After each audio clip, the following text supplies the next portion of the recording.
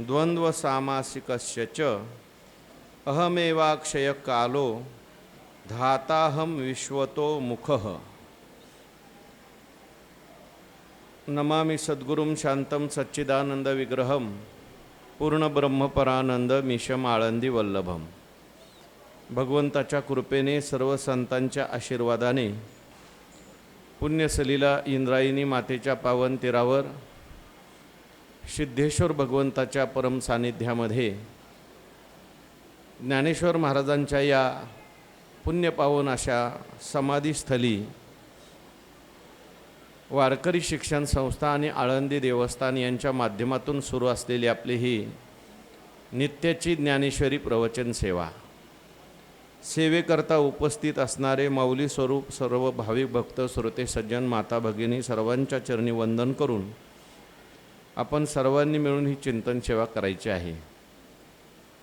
भगवान श्रीकृष्ण परमात्मा अर्जुनांचं निमित्त करून दिव्य असा गीतेचा उपदेश करतात आणि तो गीतेचा उपदेश ज्ञानेश्वर महाराजांनी ज्ञानेश्वरीच्या माध्यमातून आपल्याला सांगितलेला आहे। 10व्या अध्यायाचा आपला विषय सुरू आहे आणि 10व्या अध्यायामध्ये भगवान श्रीकृष्ण परमात्मा आपल्या विभूती सांगतात। अर्जुनांनी प्रश्न विचारला, केषु केषुच भावेषु चिंत्योषी भगवन मया। देवा, तुमचं ध्यान करण्याकरता चिंतन करण्याकरता काही मला तुमच्या विभूती सांगा। ज्या ठिकाणी ध्यान केल्यानंतर माझं मन स्थिर होईल, हळूहळू मला तुमची प्राप्ती होईल। आणि म्हणून भगवान परमात्म्याने विभूती सांगत असताना अनेक प्रकारच्या विभूती सांगितल्या। प्रत्येक ठिकाणी आपण भगवान परमात्म्याचं ध्यान करू शकतो। तसं पाहायला गेलं तर भगवान परमात्मा सर्वच ठिकाणी आहे। एरवी मी नसे ऐसा कवन ठाव असे, जे प्राण्याचे दैव मीची नाही म्हणती। सर्वच ठिकाणी परमात्मा आहे, पण सर्व ठिकाणी परमात्मा आहे अशी बुद्धी आपली लगेच होत नाही, म्हणून काही विभूती त्याचं चिंतन करावं लागतं। विशेष ठिकाणी आपलं पहिल्यांदा ध्यान करावं लागतं। तेव्हा या सगळ्या विभूती सांगत सांगत आता भगवान परमात्मा शेवटी सांगतात। मागच्या ओळीमध्ये सांगितलं की या माझ्या सगळ्या विभूती जर ऐकायच्या असले तर हजारो जन्म गेले तरी अर्ध्यासुद्धा होणार नाही, कारण भगवंताच्या विभूतीचा विस्तार खूप मोठा आहे। कोणत्या कोणत्या विभूती सांगणार, किती किती विभूती सांगणार। जसं ते भगवंताच्या गुणाचा विचार सांगताना असं म्हटलंय, अशित गिरी समम स्यात कज्जलम सिंधू पात्रे सुरतरुवर शाखा लेखनीम पत्र मुर्वी लिखती यदि गृहीत्वा शारदा सर्वकालम तदपि तव गुणानाम ईश पारम न याती। समुद्राची शाई केली,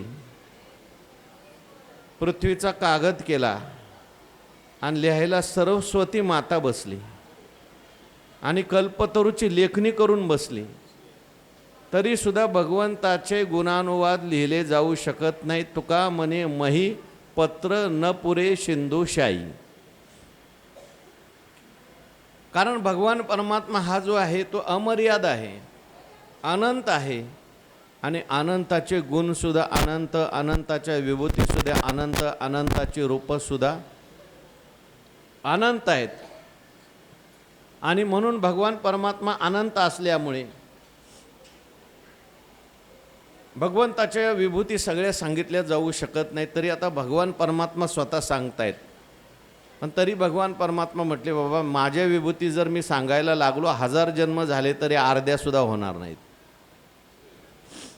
म्हणून आता काही सारसार विभूती किंवा हे सगळं विभूती सांगण्याचं तात्पर्य काय आहे ते भगवान परमात्मा आता सांगतात। भगवान परमात्मा म्हणतात, सर्गानाम आदिरंतश्च मध्यम चैवाहमर्जुन अध्यात्म विद्या विद्यानाम वाद प्रबदतामहम। ही संपूर्ण जी सृष्टी आहे, भगवान म्हणतात या सृष्टीच्या आदी मी आहे, अंत मी आहे आणि मध्यसुद्धा मी आहे। किंबहुना ही सृष्टी म्हणजे दुसरं तिसरं काही नसून मीच आहे। ज्याला आपण जग जग असं म्हणतो, विश्व विश्व म्हणतो, हे विश्व म्हणजे परमात्म्याचं एक प्रकारे स्वरूपच आहे. हो, जी वस्तू अगोदर असते, जी वस्तू मध्ये असते आणि जी वस्तू शेवटी असते, ती वस्तू त्या वस्तूचं स्वरूप असते. उदाहरणार्थ अलंकार आहेत. अलंकाराच्या अगोदर सोनं आहे, अलंकार झाल्यानंतर सुद्धा सोनं आहे, आणि अलंकार मोडले तरी काय आहे, म्हणजे सोनं खरं आहे आणि अलंकार ही एक कल्पना आहे. जरी सोने लेणे होनी घडे, तरी तयाचे सोने पण न मोडे. एर अलंकार हे वरचिलीकडे लेतयाचेने भावे. घालणाऱ्याने केलेली कल्पना, सोनाराच्या सुपीक डोक्यातून आलेली कल्पना म्हणजे अलंकार आहे. अलंकार अलंकार म्हणजे काय? अलंकार येणे नावे.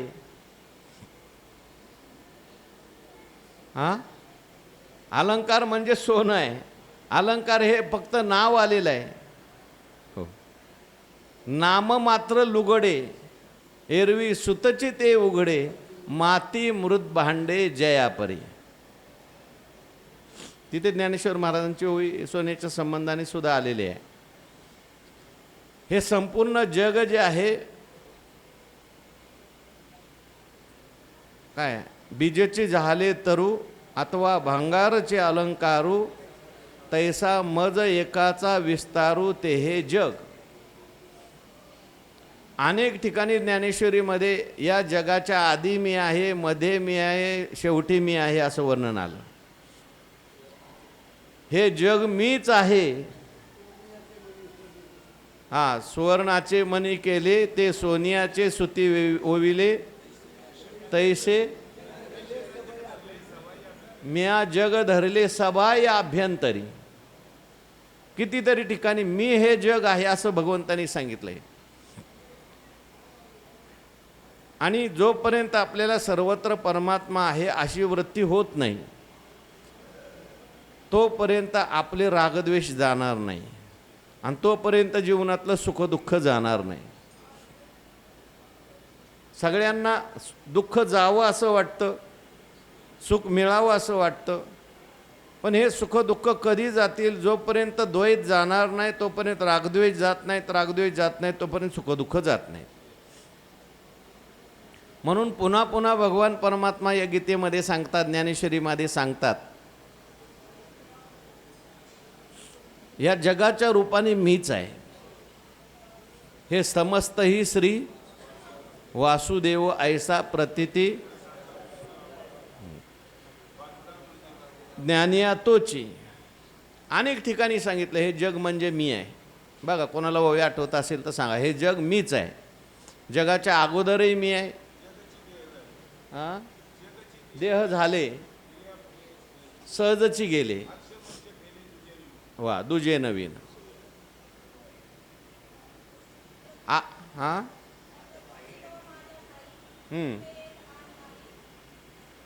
बिंबित. म्हणून आदी मध्य अवसान पाही जगाशी मी. जग जग म्हणून दुसरं काही नाही, मीच आहे असं भगवान परमात्मा सांगतात. सर्गानाम आदी. सर्ग म्हणजे जग बरं का. मागे सुद्धा असा श्लोक गेलेला आहे, तिथं भूतांचा आदी मध्य अंत मी असं सांगितलं. वेष्टी दृष्टीने तिथे भगवान बोलले, आता समष्टी दृष्टीने बोलतात. ह्या सगळ्या जगाच्या आधी मीच आहे. मध्यभागी जेव्हा जग भासतंय तेव्हा मीच आहे, आणि जेव्हा जग नसणार आहे त्यावेळेस सुद्धा कोण असणार आहे? मीच असणार. मग जग खरं आहे का मी खरं आहे? जे कायम असतं ते खरं असतं, आणि जे तात्पुरतं असतं ते कधी खरं नसतं. पाण्यावर तरंग निर्माण झाला, जेव्हा तरंग निर्माण झालाय तेव्हा ते काय आहे? पाणीच आहे. राहतो तेव्हा सुद्धा पाणीच आहे, आणि शेवटी शांत झालं की ते पाणीच होतं. मग पाणी आहे का तरंग आहे? खरं पाणीच आहे. पण वारा आल्यानंतर त्या पाण्यामध्येच काय निर्माण होतो? तरंग निर्माण होतो. तसं आहे परमात्माच, पण कल्पनेमुळे जग दिसतं, आहे की नाही? कल्पनेची सांज जे लोपे त्याची कल्पिती प्रकृती पुरे, तरी स्वरूपाची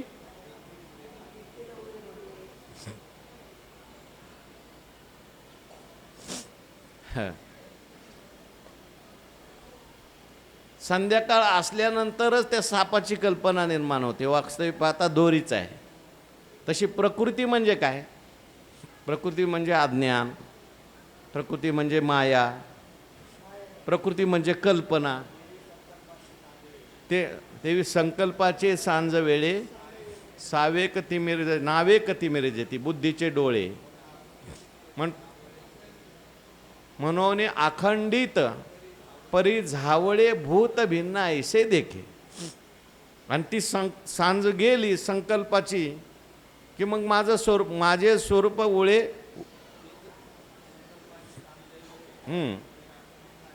स्वरूपे खेळ लोपे सापपन माळेचे.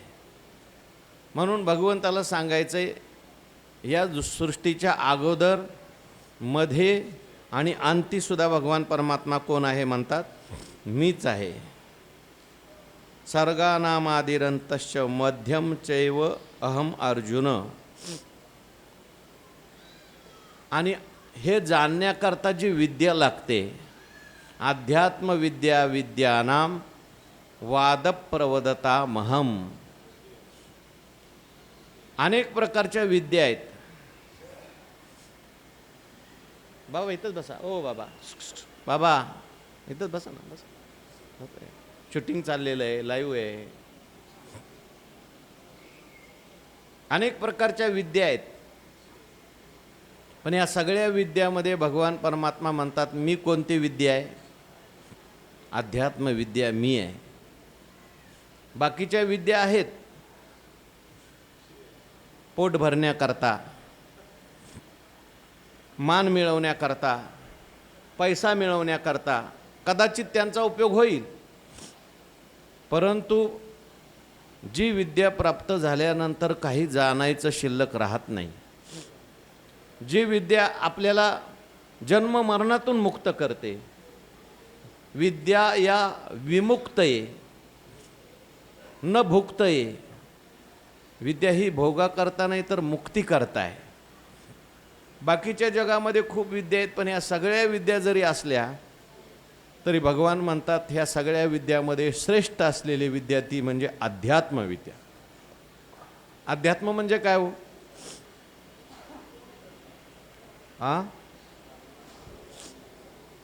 अध्यात्म शब्दाची व्याख्या काय? अर्जुनाने प्रश्न विचारले मागे 7. ब्रह्म म्हणजे काय? किम किम ब्रह्म, किम तद ब्रह्म, किम अध्यात्मम. देवाने काय उत्तर दिलंय?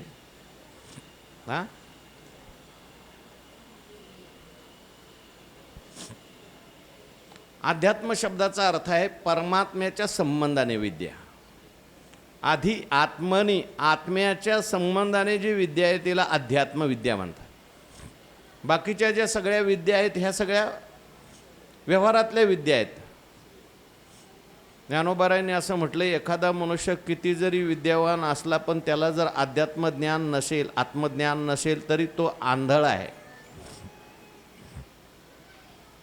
तर्की अति गाढा, व्याकरणी चोखडा,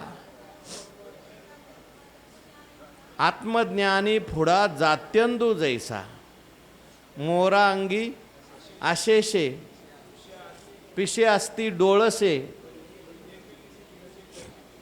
परी एकली दृष्टी नसे. मोराच्या अंगावर अनेक डोळे आहेत. त्या डोळ्याचा काय मोराला फायदा होतो का पाहण्यासाठी? पाहायला 2च डोळे समोरचे, ते फक्त नावाचे डोळे.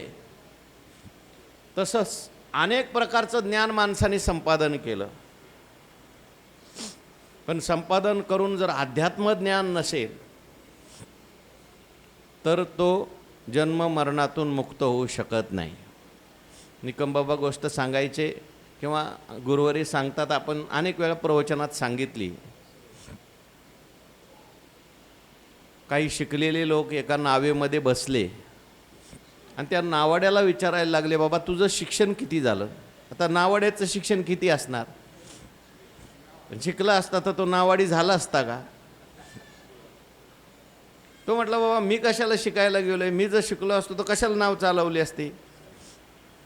मग ते एक जण म्हणायला लागला, मी डॉक्टर झालो, मी इंजिनियर झालो, मी वकील झालो.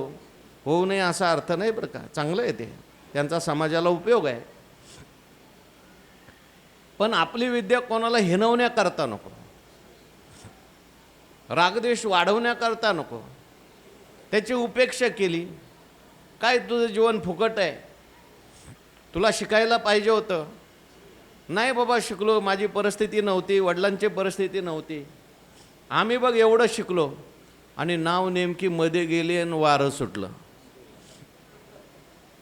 तो म्हटला, तुम्हाला बाकी सगळं येतं आहे, कोण डॉक्टर इंजिनियर वकील, पण पोहता येतं आहे का? म्हटलं, कारण आता असं वारं सुटलं आहे की ह्या वाऱ्याने नाव वाचणार नाही.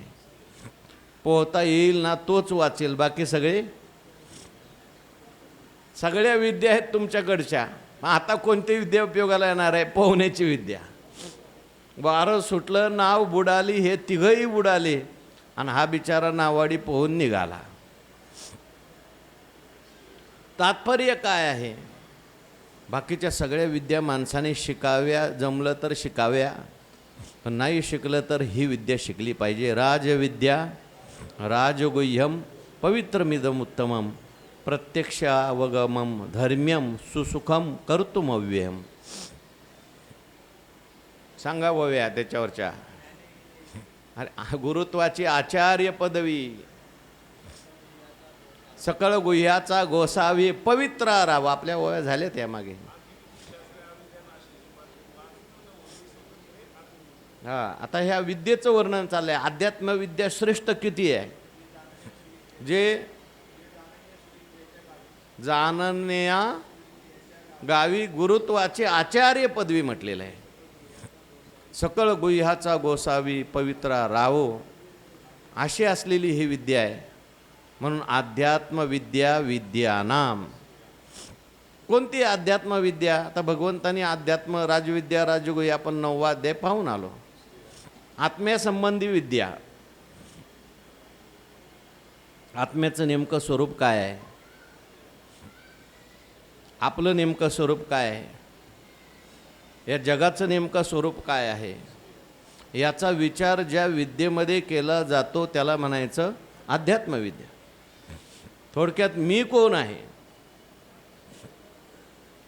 कुठून निर्माण झालो, कुठं मला जायचं आहे, हे सगळं स्वरूप ज्याच्यात सांगितलं जातं त्याला अध्यात्मविद्या असं म्हणतात. आणि म्हणून या अध्यात्मविद्येचं वर्णन अनेक ठिकाणी केलं. ज्ञानोबारायांनी केलं.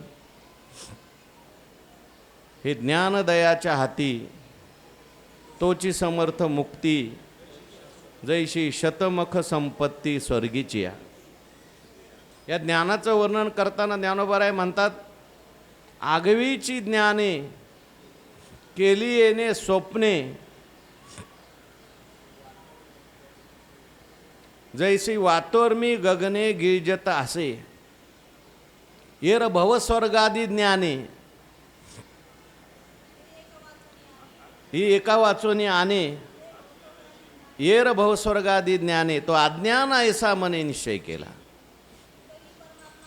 तरी परमात्मा ऐसे जे एक वस्तू असे, ते जया दिशे ज्ञानास्तव.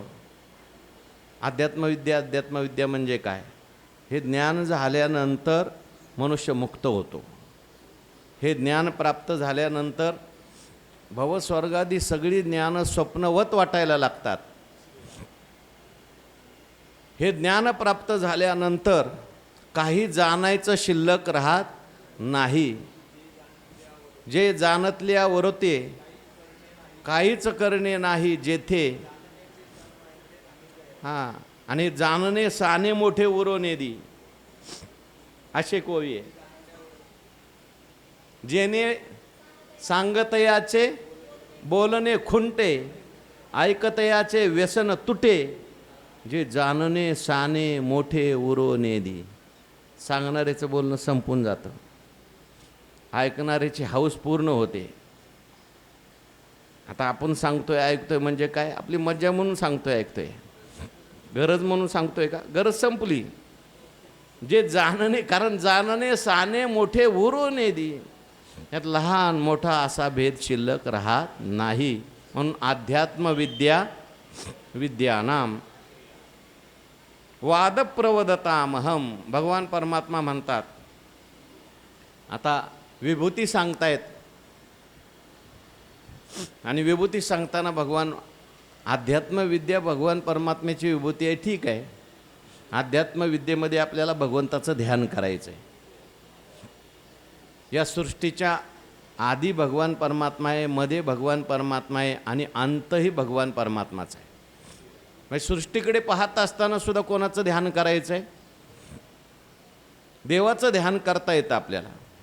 देवाचं ध्यान करण्याकरता भगवंताने किती व्यापक विभूती सांगितली. ही सृष्टी म्हणजे माझंच स्वरूप आहे असं तू ध्यान कर, कारण सृष्टीच्या अगोदर मी आहे, मध्ये मी आहे, नंतर मी आहे, म्हणजे सृष्टीच्या रूपाने मीच आहे. विठ्ठल विस्तारला जनी, विठ्ठल व्यापक त्रिभुवनी, विठ्ठल मुनी मानसी. आणि हे जाणून देणारी जी विद्या आहे ती विद्यासुद्धा माझंच स्वरूप आहे. आणि हे विद्या प्राप्त होण्याकरता केलेला जो वाद आहे तो सुद्धा माझं स्वरूप आहे बरं का. वादप्रवदता महम.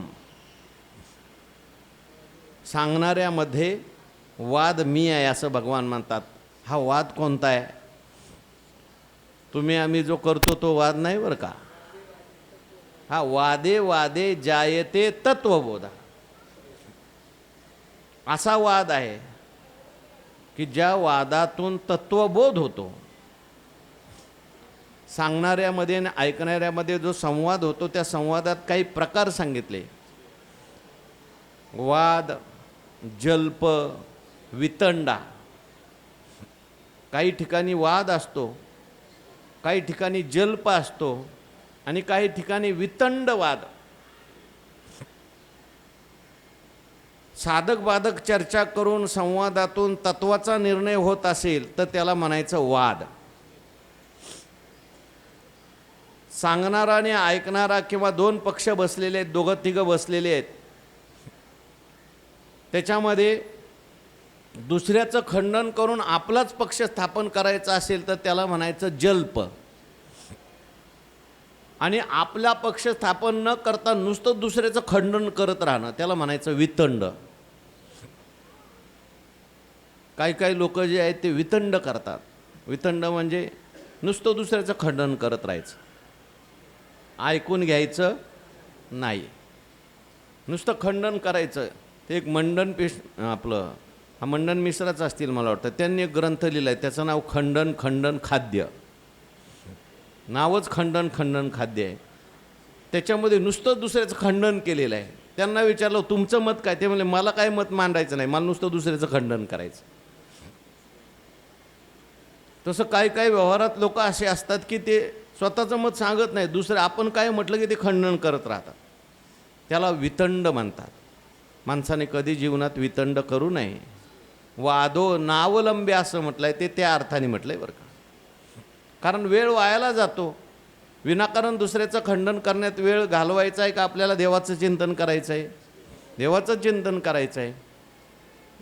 जल्प जो आहे तो त्या वितंडापेक्षा थोडा बरा आहे, कमीत कमी आपल्या पक्षाची स्थापना करायची. परंतु वाद जो आहे, वाद किंवा संवाद बरं का, इथे वाद शब्द आलेला आहे संवाद अर्थाने. ज्या संवादातून काहीतरी निर्णय होतो, ज्या संवादातून भगवंताचं चिंतन घडतं, भगवंताच्या स्वरूपाचं वर्णन केलं जातं, काहीतरी निर्णय निश्चय होऊन श्रोता वक्ता दोघंही भगवत स्वरूप होऊन जातं. संवाद आहे तो. तुकाराम महाराज म्हणतात, करू आवडीने वाद तुमच्या सुखाचा संवाद. आम्ही आवडीने वाद करू, तुमच्या सुखाचा संवाद करू.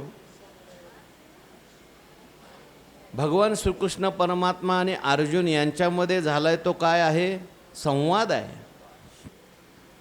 म्हणून आपण गीता संपली की ते शेवटी चूर्णिका म्हणतो, इति श्रीमद्भगवद्गीतासु उपनिषत्सु ब्रह्मविद्यायाम योगशास्त्रे श्रीकृष्ण अर्जुन संवादे.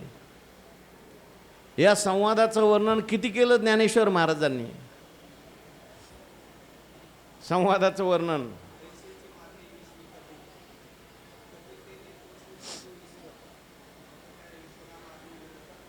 अंगे जीवे. या संवादाचं वर्णन, गीता हा संवाद आहे आणि या संवादाचं वर्णन ज्ञानोबारायांनी किती केलंय. आधीच विवेकाची गोठी, वरी प्रतिपादी श्रीकृष्ण जगजेठी, भक्तराज किरीटी परिसतासे. या दोघांचा जो संवाद झाला त्यामुळे जगाचं किती कल्याण झालं असं अनेक ठिकाणी वर्णन आलंय. त्यांचा संवाद झाला परंतु त्याच्यामध्ये आपल्या सगळ्यांचा उद्धार झाला. जरी हा न पुसता गोठी, हा तरी देव का सोडिती गाठी. हा पुढं काय? भगवान परमात्म्याचा आणि अर्जुनाचा जो झालाय तो संवाद आहे आणि या संवादातून जगाचं कल्याण झालेलं आहे. अर्जुनाचा आणि भगवंताचा संवाद आहे. भागवतामध्ये उद्धवाचा आणि भगवंताचा काय संवाद आहे. म्हणून हा जो आहे वाद प्रवदता महम, या वादातून इकडे इथंच बसा बाबा, लाईव्ह चालू आहे, लाईव्ह. सगळे महाराष्ट्रातले लोक तुम्हाला पाहतात. वाद प्रवदता महम. आपली शिस्त कुठं दिसते? सगळी महाराष्ट्रात. कोण उठून गेलं, कोण उशिरा आलं, कोण कसं बसलंय, कोण ऐकतंय, कोण बाहेर पाहतंय, कुठं दिसतंय? हां, लक्षात ठेवा. आणि तसं जाणून मग आपलं आचरण पाहिजे. वाद प्रवदता. वाद जो आहे तो भगवान म्हणतात माझी विभूती आहे. म्हणून जिथे जिथे हा वाद चालेल तिथे तिथे भगवान परमात्म्याचं ध्यान करायला हरकत नाही. गीता हा वाद आहे, संवाद आहे. म्हणून गीता ही भगवंताची विभूतीच आहे की नाही? गीता जाना हे वाङ्मयी मूर्ती श्री प्रभूची. ज्ञानेश्वरी सुद्धा वादच आहे, संवाद आहे. भागवत सुद्धा संवादच आहे. म्हणून वाद प्रवदता महम. ओया बघू जरा आणि मग पुन्हा तो दुसरा श्लोक पाहू. जैशी आगवीच नक्षत्रे वेचावी. 259 बघा. ऐशी चाड उपजेल जे जीवी, तै गगनाची बांधावी लोथ जेवी. भगवान परमात्मा म्हणतात या सगळ्या विभूती सांगायच्या 1000 जन्म गेले तरी अर्धे नाही व्हायच्या. का? विस्तार फार आहे ना विभूतींचा. कारण माझं स्वरूपच विस्तृत आहे. त्याला देश परिच्छेद नाही, त्याला काल परिच्छेद नाही, त्याला वस्तू परिच्छेद नाही. आणि उदाहरण दिलं ज्ञानोबारायांनी, जैशी आगवीची नक्षत्रे वेचावी. आकाशामध्ये नक्षत्र आहेत. किती नक्षत्र आहेत? मुख्य 27 नक्षत्र आहेत बरं का. ती 27 नक्षत्र आपण रात्रीचं झोपलं निळा आकाश दिसतं आणि त्याच्यामध्ये असे चांदण्या चांदण्या त्याचे समूह दिसतात, त्याला नक्षत्र म्हणतात. आता एका माणसाला इच्छा झाली ही सगळी नक्षत्र वेचून घ्यायची. शक्य आहे का? शक्य आहे म्हणे. सगळी नक्षत्र वेचायची असेल तर ज्ञानोबाराय म्हणतात एक काम करावं लागेल, त्या सगळ्या आकाशाची मोड बांधावी लागेल. आकाशाचंच गठुडं बांधायला लागेल. मग आकाशाचं गठुडं बांधल्यानंतर येतील सगळी नक्षत्र. पण आकाशाचं गठुडं बांधणं शक्य आहे का? तसं सगळी नक्षत्र घ्यायची असेल तर आकाश घ्यावं लागेल ना. पण ते आकाश किती व्यापक आहे. म्हणून गगनाची बांधावी लोथ जेवी